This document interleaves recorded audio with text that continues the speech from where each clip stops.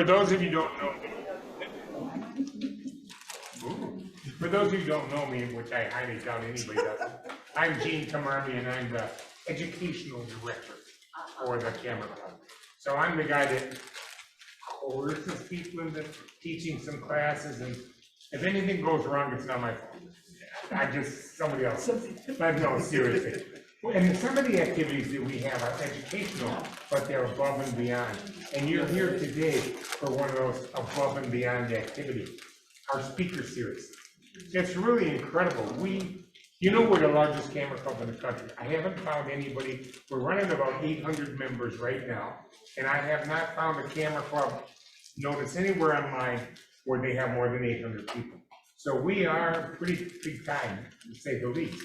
And one of the activities that works out so well is the speaker series, where we invite somebody to come and just give us a little talk on what they do or something that's interesting in photography. We've had news reporters, Guy Ashley. We've had nature photographers with Daniel Grayson.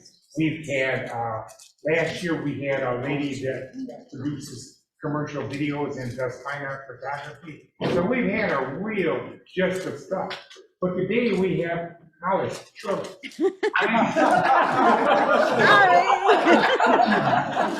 I thought you'd like that, you know. Thanks, Gene. Today we have on, no, just kidding. Holly is a retired New York State educator, and she brings so much to the club. The knowledge base that she has is almost staggering. And I was going to tell Danny gave me this big that he wrote down to talk about for Holly. And I said, no, that's not fair. Everybody knows all her basic stuff. What you don't know is how much she contributes to the club.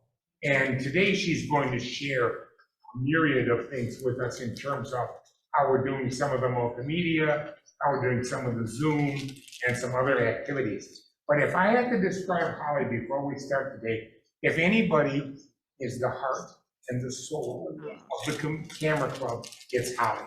So Holly,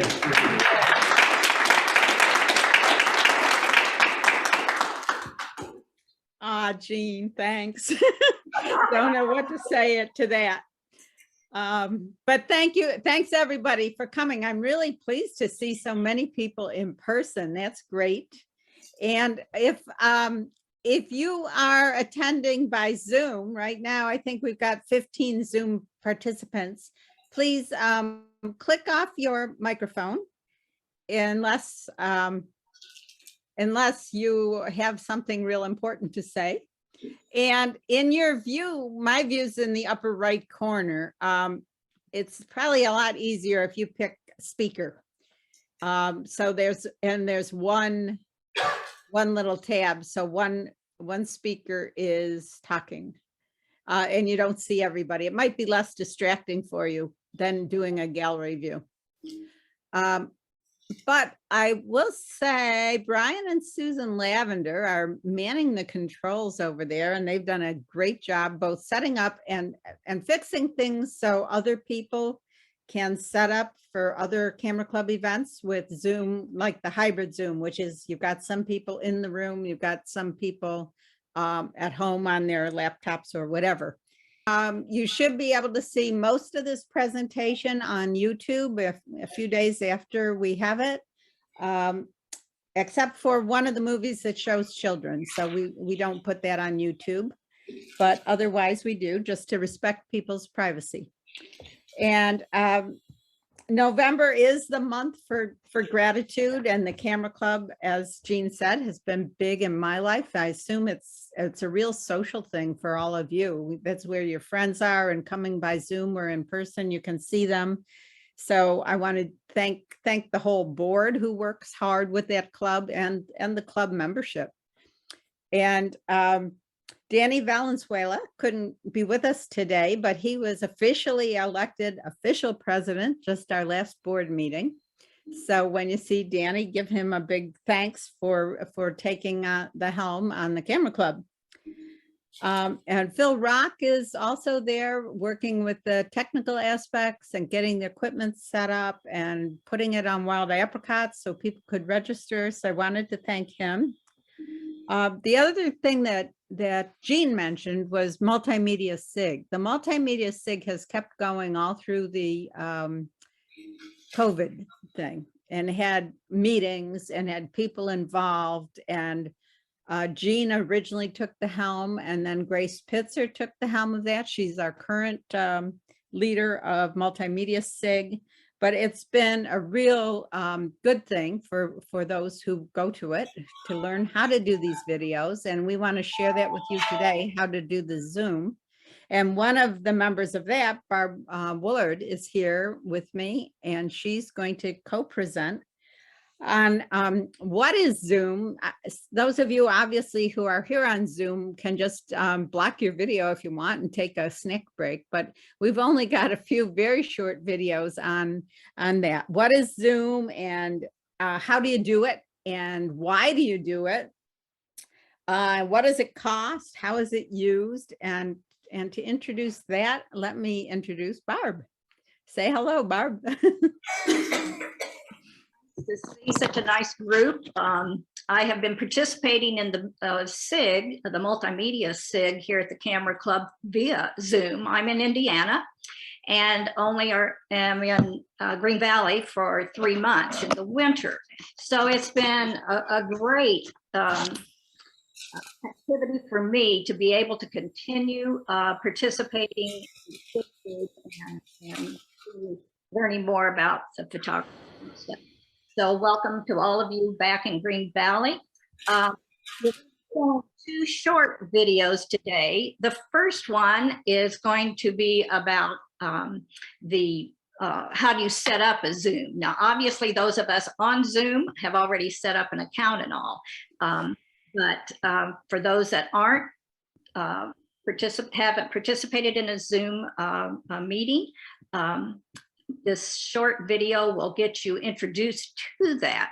Zoom is free. There is an account that you can pay where it isn't limited in time and all, but I just use the free account. And it's really enhanced my opportunities with the Camera Club throughout the year. So the first video is just how to set it up. And obviously those at the center, at the Green Valley Center, if you're not able to come, or if you're on vacation and want to participate in some of the activities, you'd be able to do that once you open up an account. Okay, Brian, if you'd like to share that first video.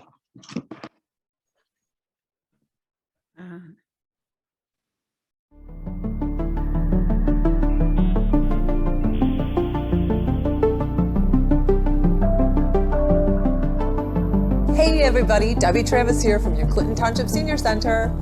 Our center has always been a great place to meet up with friends, meet some new friendly faces, and stay connected with our community. Well, we want to keep those relationships alive and thriving, so we'd like to show you how to do that virtually through a program called Zoom. Zoom will be the face-to-face virtual platform we will be hosting and offering to our members to engage with special guest speakers, as well as the group forum we will offer for regularly meeting clubs and other senior groups. It's free to join, and we're going to walk you through step by step so that you can join in on our fun and connect with all of your favorite faces virtually and safely. To start, visit zoom.us. At the top of the screen, look for and click on Sign Up, It's Free. Then you'll have to confirm your date of birth. Next, you can choose how you want to sign in.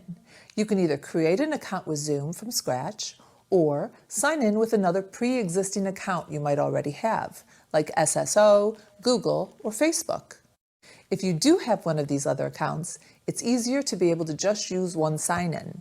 For example, if you already have a Google account, you would sign in with Google using your already established passwords, and then Google will automatically fill in all of the category information that the Zoom program wants from you. And then you won't have to remember another password. If you'd like to create a Zoom account, then you will need to enter your email address and click the big blue sign up button. You will be emailed a verification email, and in that email, look for and click on Activate Account. You'll then be directed back to Zoom's website to finish setting up your account. You'll need to enter your first and last name and enter a password. There's some special rules to the password, so be sure to follow them and then write that password down for safekeeping. After that, you'll have the option to invite other friends to join Zoom, but we'll skip that step for now. Next, they'll ask you to start a test meeting to make sure things are working well, like your camera and your microphone. You can skip this step if you'd like, but know that you'll still have to do something similar before you can join in on a Zoom meeting. When you do the test meeting or go to join a meeting for the very first time, you will be prompted to download and install the Zoom application or app, as it's called. Depending on your system, you may have to give the app permission to use your computer's microphone and/or webcam. So go ahead and agree to that. Now, you're all set to join our Zoom meetings when we host them. So the next time you want to join in a Zoom meeting, you can open the Zoom app, click Join a Meeting, and simply enter the unique meeting ID and/or password, which we will provide you for every different Zoom meeting we host. Be on the lookout on our website, our Facebook page, and our newsletter for all of our upcoming Zoom events. We hope we'll be able to see you face-to-face soon in any capacity. But for now, stay healthy, stay active, and we'll see you online with Zoom.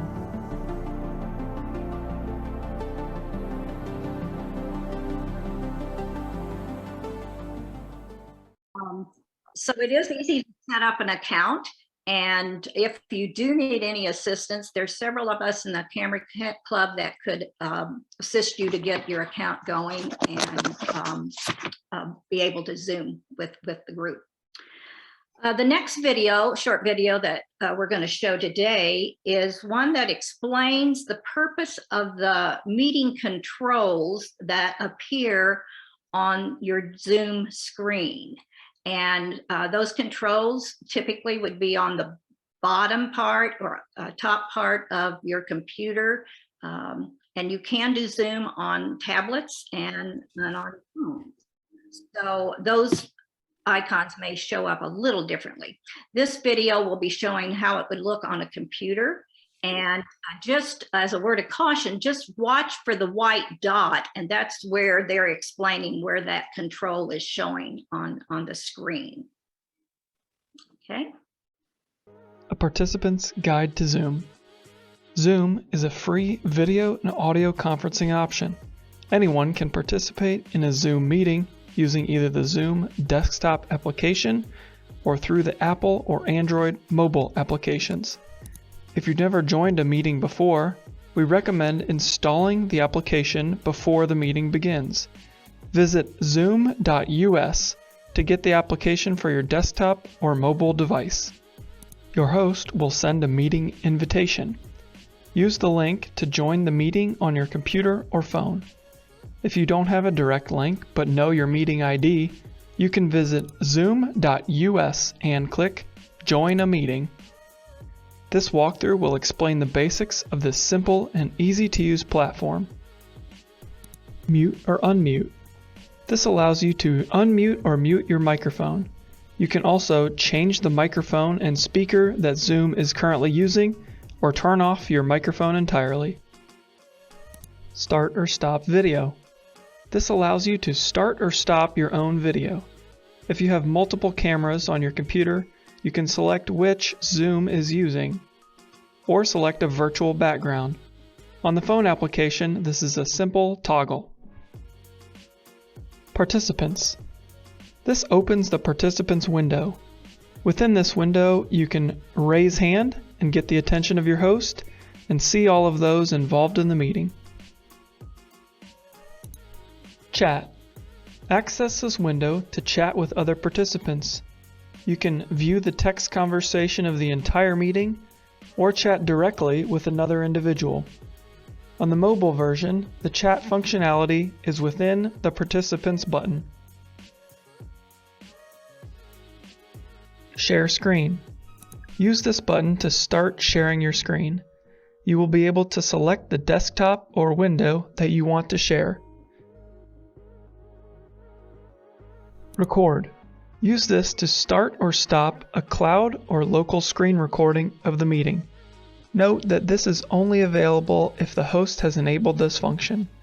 Reactions. Here you can use emoticons that show on your video feed to applaud or support. Speaker view.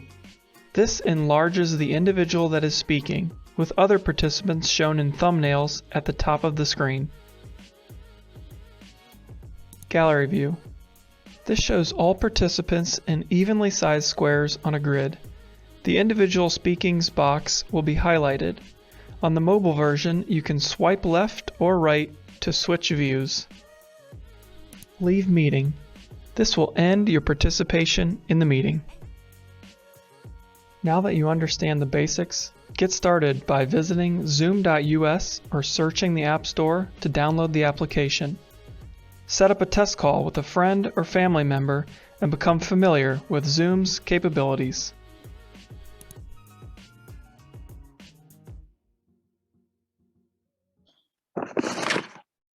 Brian is going to show a couple of other YouTube video, just a sheet that shows the links and names of some YouTube videos that would have more information in more detail than the two that we've just shown you. So you could go back to this recording if you would like to see any more detail of how to share a screen, and just more details about all the controls and stuff. So these will be available for you to look at if you'd like more information. We're fortunate at the Camera Club to have several people that are pretty comfortable using the Zoom, and one that comes to mind is Grace Pitzer, which I'm sure many of you know, and she uses it quite a bit beyond the Camera Club.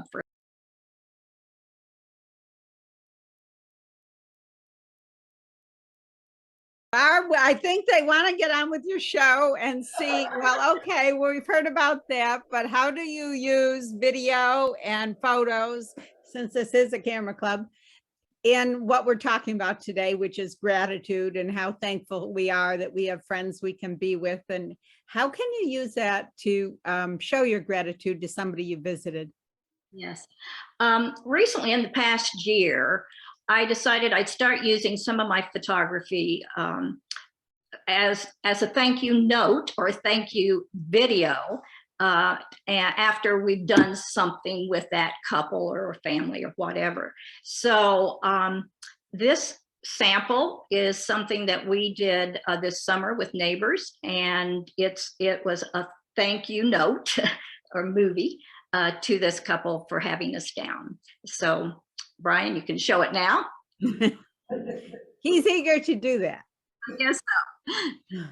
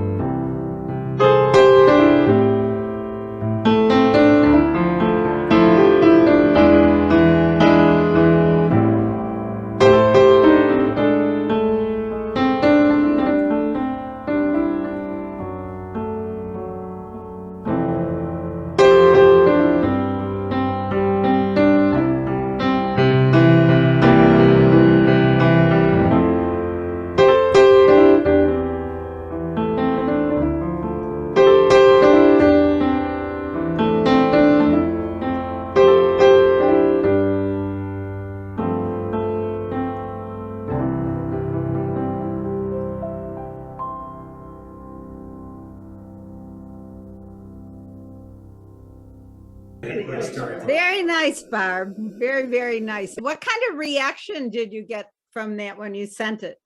Well, I was taking pictures. I take pictures all the time, as most of you do. And so they didn't think anything about that. So when I did send it to them, they were pleasantly surprised, thought that was such a neat way to say thank you. And so that was fun. And I've done others now with that. And so it's just a fun way for me to use my photos after an event. It doesn't have to be a real long thank you at all, but they really were pleasantly surprised. And I actually have Apple products, so this was done in the app that comes with my computer. It was done in iMovie, and that's what I use all the time for any of the movies that I create. And yes, so it was a fun way to show a thank you. Yeah, really nice job too. And it cements the memory for you. So it's good to have, I'm sure, for yourself. I made a movie also. This one, I started out thinking I was doing something like a travelogue. I was travelogue coordinator for 10 years and now send things to Paul McCrary to use. But toward the end of this visit, I was told by one of the owners of this camp that you'll be seeing that she hadn't gotten a family picture yet. And she saw that I had my camera phone. That's all I had with me, but I was taking a lot of pictures. So I said, oh, well, would you like me to take some pictures of your whole family for you? And she said, yes. And things worked out. Well, you'll see in the movie how they worked out, but I ended up making a movie for them as a thank you for sharing their camp with the group that I was with, the Adirondack Architectural Society. So it's a historic camp, and I'd like you to see it. So I didn't know those people, but I was sure happy to meet them. They were a lovely family. And so when they got that video, they were really happy because they didn't even have a family picture of that time, the only time they had 14 of them together at that camp. So that was really good. But Barb, I would think you don't have to be so elaborate as to do movies if you're going to do a thank you. That's correct. And for the last several years, I've been using some of my photographs for greeting cards to say thank you to people or as gifts. And so when I do that, I purchase a packet of the stationery of the card stock, typically at Michael's or the Hobby Lobby or online carries those types of things. And so then I'll have my photos printed out, and I'll just show you a few samples of photos, cards, and it can be any type of photo that you might want to have. And what I do on my cards is I try to personalize them by putting my initials down here on the back and also a description of what that photo is. And then inside, of course, these are blank, and then you can say your thank yous or whatever. And that's just sending individual ones. And then I often also then make cards and package them in 4s or 6s as a thank you gift to leave somebody or just a gift of thinking of you or whatever, and just package different photos, cards that I've made. So I've enjoyed making those. Great. And I was talking with Barb earlier. I'm not quite as artistic, but I do know that you can make commercial cards, and that's really helpful if you've got a nice photo or two and you want to make many cards of the same one, because often the ink is cheaper if you have a commercial outlet do it. So Snapfish is one of those. And Brian, I don't know quite where we're at with Snapfish. Can you show the Snapfish website, or I can screen share and show it? Better screen share it. Okay. All right. So let me do a screen share, and So if you go to your browser, be it Google or Safari or whatever, and go to snapfish.com. Oopsie, I'm moving my little picture here. All right, this is what you'll see. And you can choose cards and photo cards. Like Thanksgiving, if you chose that, you would get somewhere in here, there was a Thanksgiving. Oh, here's Thanksgiving cards. And with those, they're pre-made. So you can just order those, or you can order your own. I think, let me check on this one. No, there's one photo in the front. But you can create it, and you have to sign in, which I'm not going to do because I don't want to do this, but then you can add your own photo to that pre-made card.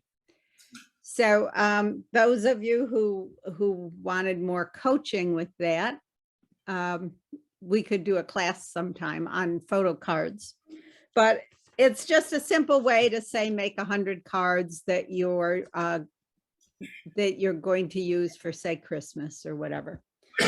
Or you can do books. Also, these are commercial books, and I'm not going to take you to the website on those. But this was a commercial book I made. This one happens to be Google Photos. And it's three of us went to New York City. My two girlfriends took me to New York City for my birthday. So for a thank you, I captured the trip in photos and gave them each a little book. Or this is another thank you book. It's Hastings Shady Hill Farm, Sheep and Wool. And it's a book for friends of mine that raise my lamb every year. And it highlights their farm. So just another way you can use your photos to say thank you to the people you care about. Barbara, were you going to say more about the self-producing of cards, or we? Yes? Okay, you're muted though. Sorry. Yeah. No, I'm finished with the cards. Oh, okay. All right. So we've got about 15 minutes. And so we'd like to allow another thank you video to be shown, because these are a lot of fun and beautiful photography. And Brian and Susan have one. Fall colors, Brian? Okay, 2 years ago, we went on a trail ride up in the Sierra Nevada. It was a 3-day trip. And we walked into a situation which a lot of times doesn't work out too well. Everybody else on the ride knew each other. They had known each other for years. We were definitely the outsiders, but they made us so welcome and such a part of the entire group that we offered at the end, send us your videos, send us your pictures, and we'll do something with it. And everybody that sent us something, they got their stuff into what we produced. For a number of reasons, it was a while before we got this done and got back to them. But the overall reaction was they were ready to go again, right on the spot. So, and you know, looking at it, we're ready to go back again. So this is a trip to the John Muir Wilderness.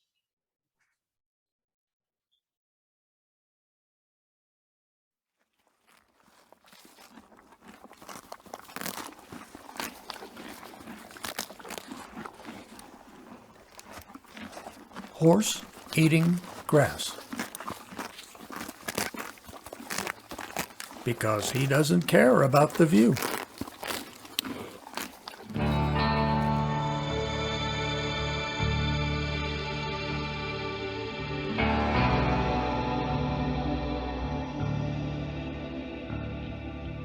At the head of Owens Valley in California, past the town of Bishop, a small side road leads you west up the Rock Creek Valley into the mountainous northern reaches of the John Muir Wilderness. Encompassing much of the eastern slope of the Sierra Nevada, it is readily accessible to hikers and horseback riders.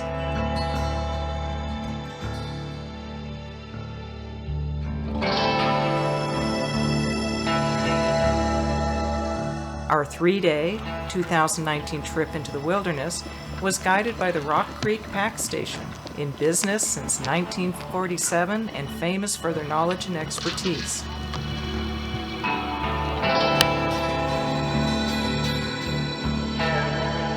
The first day's ride would head west into the wilderness area to a base camp near Dorothy Lake. Before leaving, each rider, based on their experience, was matched to their horse or mule. Next, the guides adjusted the tack to the rider. The area had seen substantial rain a few days earlier, which settled the dust, but enough time had passed that there was no mud. It made for great riding conditions.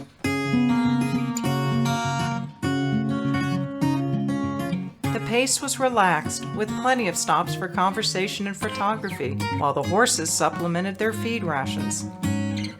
From a distance, the mountains looked dry, but there was a surprising amount of running water.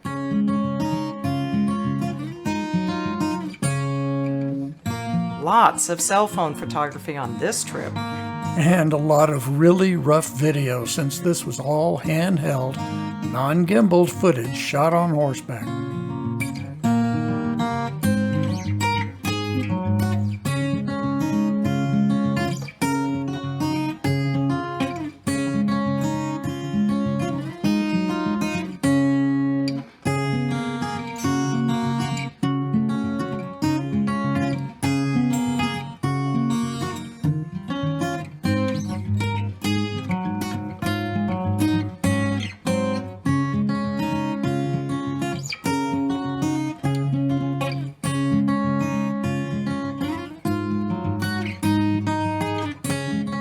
While we rode through the glacial moraine country south of the lake, a pack crew was setting up our base camp in the trees next to Dorothy Lake. Ah, what a luxury to find our tents already set up.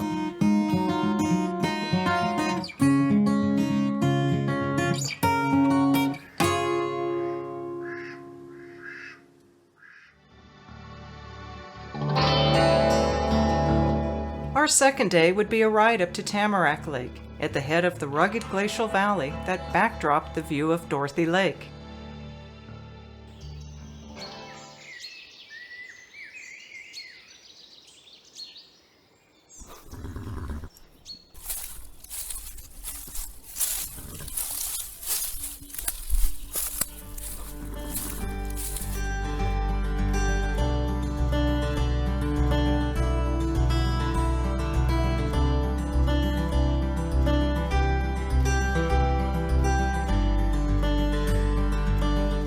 All the horses seemed to love the fresh alpine grasses.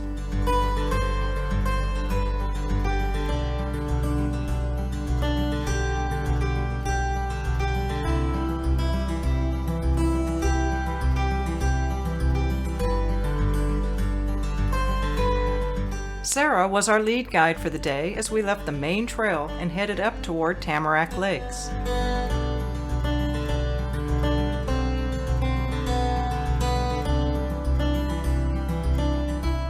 From this spot, it was difficult to see how we were going to get up the valley with horses, but there's a trail.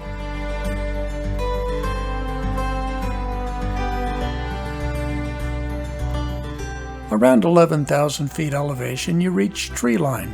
Past this point, trees don't grow. It's just too high for them.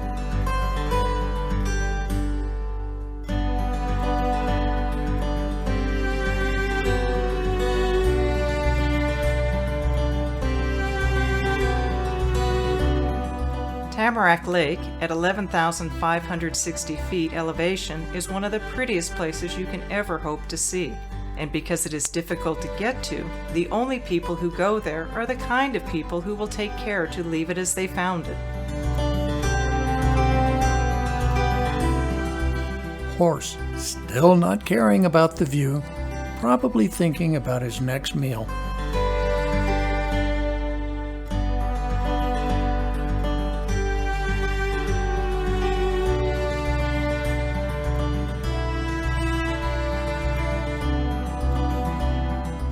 After our lunch break, we came to the steepest part of the day's ride. The video does not do it justice. This was very steep.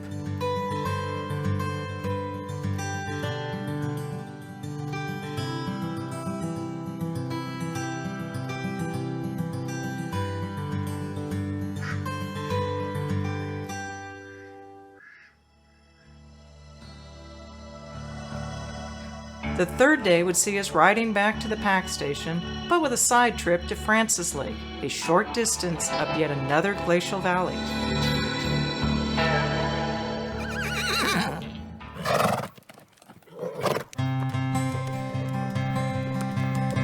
Time for a last cup of coffee and a chance to supplement Louie's diet. He would eat anything. Proved that when he stole your hot marshmallow right off your stick, didn't he?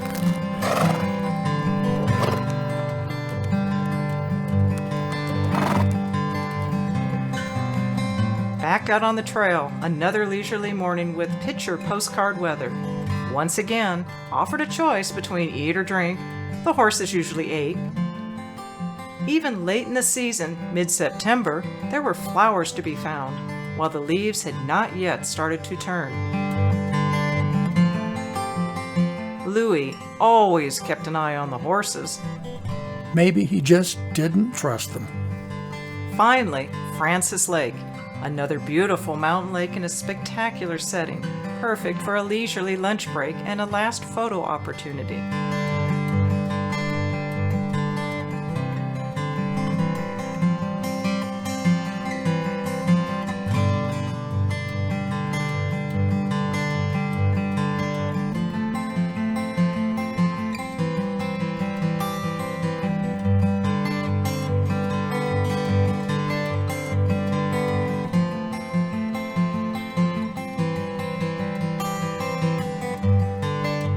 And then it was finally time to head for the barn. Like most such trips, it was much quieter heading back.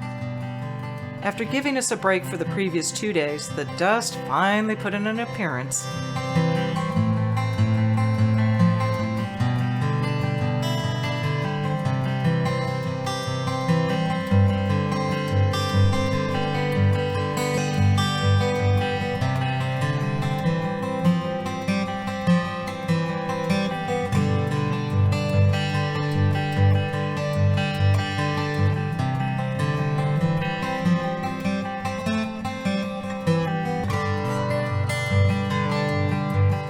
Coming into the pack station, we could see back across the valley to where we had been.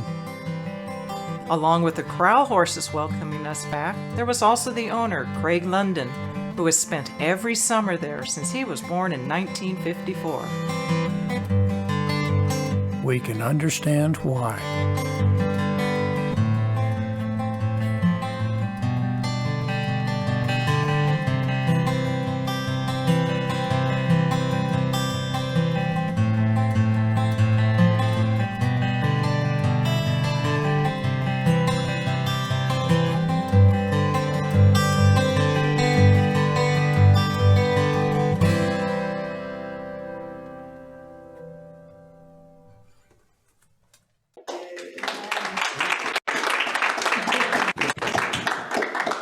There we go.